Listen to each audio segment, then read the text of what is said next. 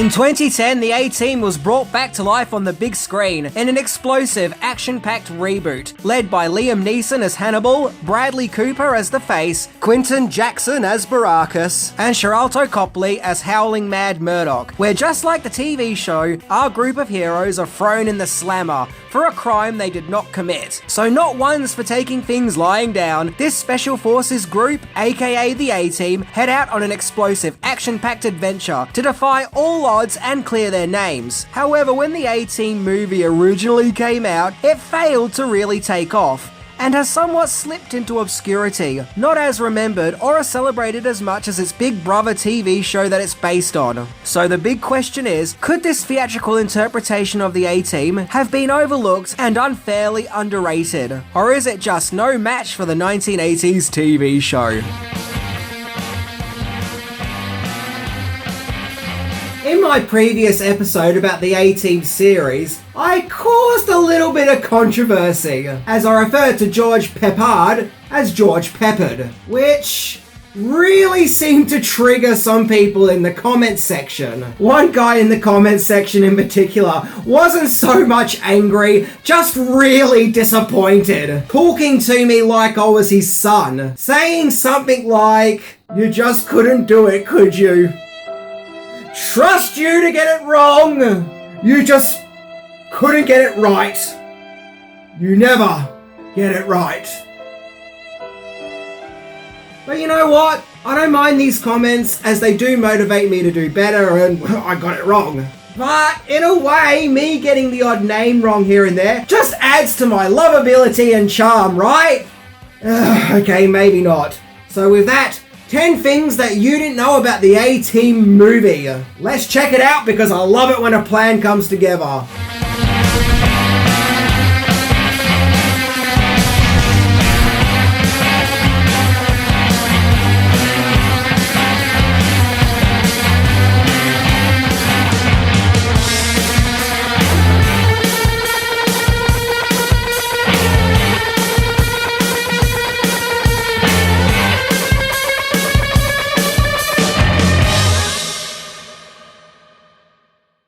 Number 10, the movie went in development in the 90s. The A-Team may have been released in 2010, but its development can be tracked all the way back to the 90s. The original A-Team series started in 1983, but after 4 years and 5 seasons, it was cancelled in 1987 due to an increasing drop in viewership, with it being felt that the hype of the A-Team had now passed. However, one person who didn't give up on the show's hype and wanted to bring the A-Team back in a glorious and spectacular way was the show's co-creator, Stephen J. Cannell, who was trying to get a movie version of his former TV show off the ground. One of his original visions was updating the premise from focusing on Vietnam War veterans to basing the story around the Gulf War. Over the years, several scripts would be written, with several writers coming and going, along with many setbacks and delays, with all sorts of ideas being thrown around as to what an A-Team movie could be about. So needless to say, there was probably a lot of cooks in the kitchen, each with their own ideas. And, well, the production was going nowhere. Well, for the time being anyway. Number 9, it could have been a Sylvester Stallone vehicle. So the production of the A-Team movie would find its way to 20th Century Fox, and as IMDb puts it, none other than Sly Stallone himself got hold of one of the earlier A-Team scripts that had been sent to 20th Century Fox, and was interested in making the movie. Now this really would have been up Stallone's alley, as he already had experience playing a former war vet, that of course being Rambo, and the A-Team Sylvester Stallone version would have seen Stallone directing the movie and star as Hannibal, which once again would have made sense as Stallone would have been about the right age. But for whatever reason, the A-Team movie in the hands of Stallone didn't end up getting made. You know, I like to think that it's because Stallone didn't get to make the A-Team that this is what actually got him to make The Expendables. And when you think about it, they actually are kind of similar. And The Expendables came out the very same year as the A-Team movie. Number 8. The movie finally got a director, and then he left. So finally it seemed that strides were being made with an A-Team movie, and that at last things were going forward when director John Singleton was signed on to direct the movie. In fact, Singleton had an impressive career as a film director, having directed Boys in the Hood, Rosewood, and Too Fast, Too Furious. And he already brought back an old franchise with the Shaft movie. Supposedly under Singleton's direction, his main choices of cast was Dwayne Johnson as Baracus, Mel Gibson as Hannibal, Jim Carrey as Murdoch, and Christian Bale as the Face. But according to GamesRadar.com, in 2008 Singleton left the production thanks to creative differences, as after working on the movie's development, the studio wanted more changes to be made to the script, despite many drafts already being made, along with the movie's release date being pushed back, making the process sound painstaking. And so, probably out of frustration, he walked. Number 7. Ridley and Tony Scott ended up backing the movie. So finally, Smoking Aces director Joe Carnahan was hired as the director of the A-Team, and this time the job would be seen through.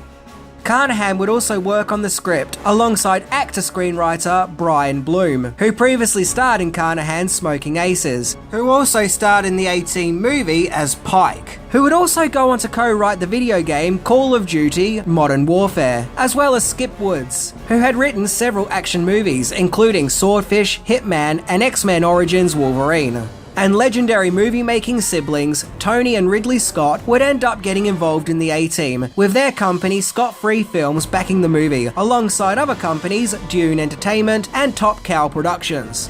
Ridley Scott would act as executive producer, and Tony Scott would produce the movie, alongside 5 other producers, one of them being the A-Team's co-creator Stephen J. Cannell, who, as mentioned, had been trying to get the movie off the ground since the 90s. Number 6. Casting possibilities. So along the way of the A-Team's long, setback-ridden production, there were many casting possibilities as to which actors could be used to recreate the iconic A-Team. At one stage during the production, Ice Cube was the number 1 person to play Baracus, but that didn't end up going through. IMDb offers a freaking huge shopping list of potential actors who were considered throughout the early production stages of the film. When it came to Murdoch, actors considered were Ryan Reynolds, Sean William Scott, and Woody Harrelson. For the larger-than-life Baracus character, Common, Mahershala Ali, and Game were considered, as well as Amber Heard and Olga Kurylenko for Lieutenant Sosa. And Tom Cruise was also being considered for the Face, and many were considered for Hannibal, including but not limited to Arnold Schwarzenegger, Harrison Ford, Bruce Willis, Nicolas Cage, and Bill Paxton. If I had to choose out of any of them, it'll definitely be Bill Paxton. That sounds like it would have been epic. Number 5. Original cast involvement. So when it comes to the actual casting of the film, it seems the production really went with a cast who were of the moment at that time. Heck, many of them still are, including Liam Neeson as Hannibal, whom had just starred in Taken and had to dye his hair for the part and be constantly chomping on cigars, despite being an ex-smoker. Hey, fingers crossed they were prop cigars.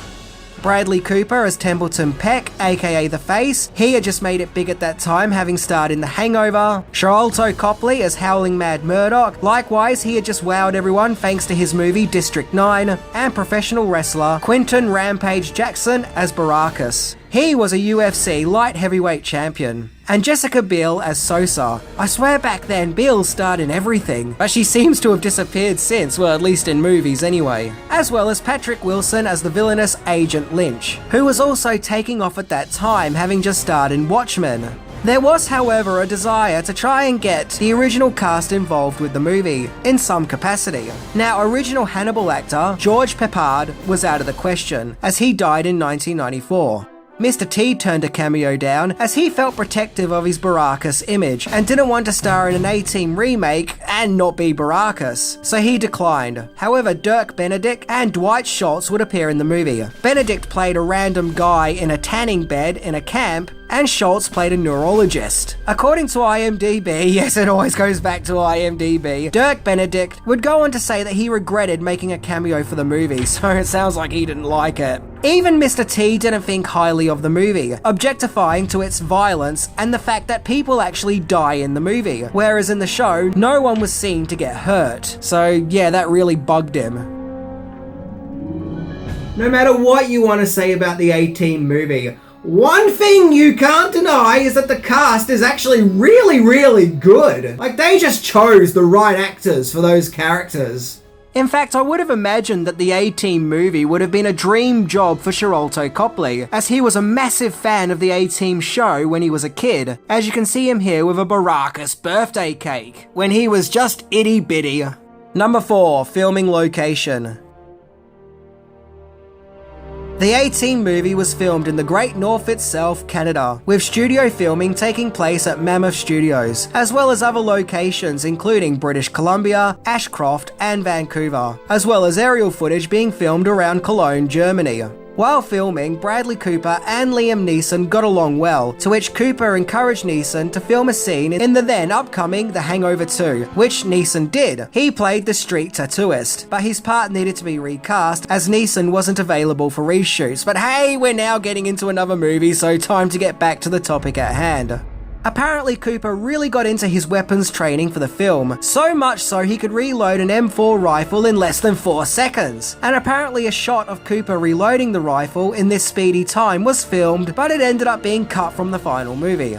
In the movie's early days of production, it was announced that Bradley Cooper and Quinton Jackson were starring in the A-Team movie, but Cooper initially denied any involvement, as did Jackson's representatives. I don't know why that initial denial took place. Probably to keep away Snoopy reporters, but who knows. However, in order to film the movie, Quinton Jackson had to put off a fight that he had planned with Rashad Evans at a UFC event, which caused something of a conflict with UFC president Dana White. Jackson then revealed that he's done fighting, but he would end up fighting Evans the following year. Even the A-Team van got a new face for the movie, as the van provided was a custom 1994 Chevy G20. Number 3, music. So another big question is, who could provide a big and epic score of the A-Team for the 2010s? Well, the production turned to none other than the legendary Alan Sylvester, who honestly needs no introduction, having scored classics such as Back to the Future and Predator. Sylvester would score the music for the A-Team with a 90-piece ensemble of the Hollywood Studio Symphony. I don't know what that means, but hey, it sounds pretty impressive. But regardless, it sounds like the A-Team production was getting plenty of bang for its buck. In fact, at that time, Sylvester was increasingly becoming prominent in composing big franchise movies, as he previously just scored the G.I. Joe movie, and afterwards would score Captain America: The First Avenger, followed by the following 4 Avenger movies. Yeah, look, I know this segment is short, but you see, the other day I ordered this green hat online, and when the hat finally arrived, it was actually a green hat that was covered in purple polka dots. And I've forgotten where I'm going with this, so let's just move on to the next segment. Number 2, tie-in cell phone commercial. So in order to get the A-Team movie out there was plenty of merchandise along the way. In order to get people excited for this new theatrical version of one of the greatest TV shows to come out of the 1980s. And this would make sense too, as the original A-Team TV show was relentless with all its merchandise available for A-Team fans. You know that shit's gone real when you can even buy a bar of A-Team soap.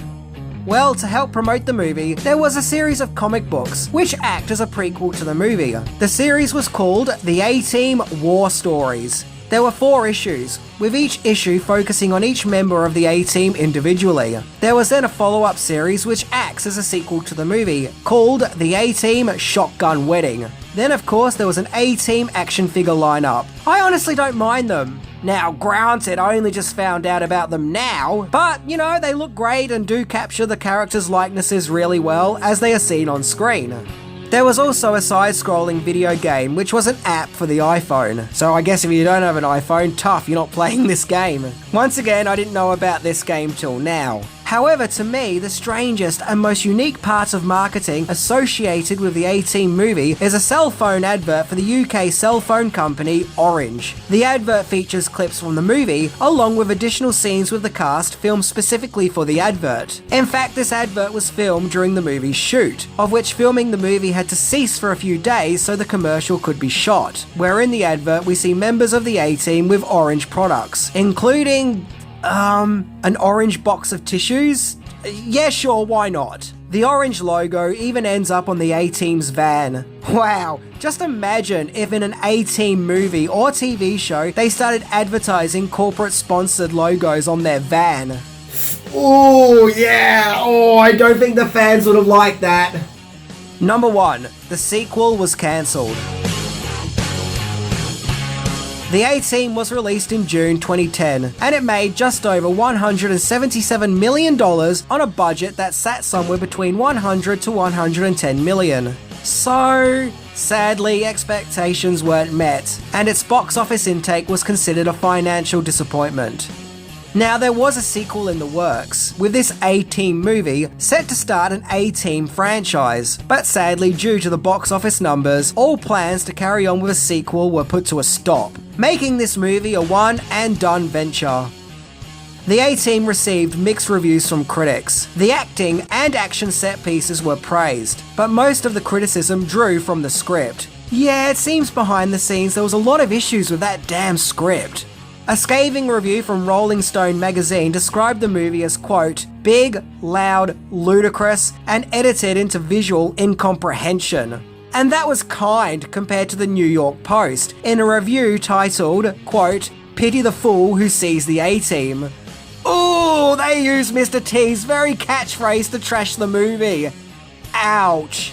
I mentioned in my previous episode about the A-Team TV series that in my part of the world, the movie came and went and no one was really talking about it. It wasn't a big thing here at all. I think I may have seen a few trailers on TV, and that's all. And even they were really trimmed down to just being a few seconds long, so it didn't really wow me into going to see the film. Yep, here it literally came and went and no one really noticed it. However, what made me check out this movie and make this very video is that quite a few people commented in the comments section. Other than those who were annoyed about my butchering of George Peppard's name, they reacted to my comments about the film and said that they actually really liked it, and that it was underrated, and many agreed that the actors chosen for the movie were top-notch, and that it has good action. And yeah, look, it's just harmless fun, and a mindless, dumb action B movie, and there's absolutely nothing wrong with that. And it actually fits in with the show that it's based on, as the show itself was just a fun action romp, with heaps of bangs and crashes. And ironically, the movie got a lot of criticisms that critics gave the TV show at that time, so maybe the adaptation was a little too accurate. Now, the movie isn't out to break ground and push boundaries and be a divine cinematic masterpiece, but it doesn't need to. It's the A-Team. It is fully aware that its job is to deliver big action sequences with unique likable characters, that's all. So I do mean this in the best possible way. It is a popcorn movie, and maybe as time goes by and the movie becomes more nostalgic, its appreciation will grow. So now 2010 is long gone, maybe it's time to go back and relive the A-Team movie again. And maybe if its appreciation builds up, we will finally get that sequel. There is still time.